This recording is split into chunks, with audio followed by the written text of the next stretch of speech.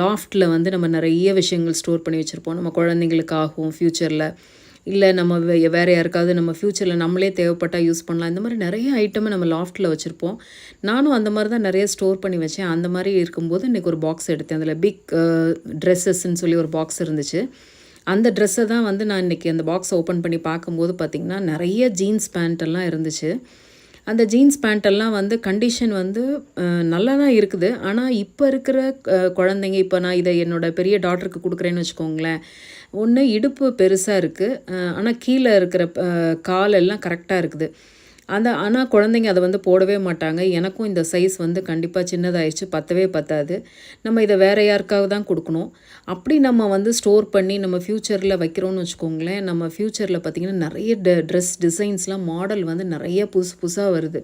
இந்த old dresses எல்லாம் வந்து இப்போ இருக்கிற குழந்தைங்க வந்து விருப்பப்படுறதில்ல.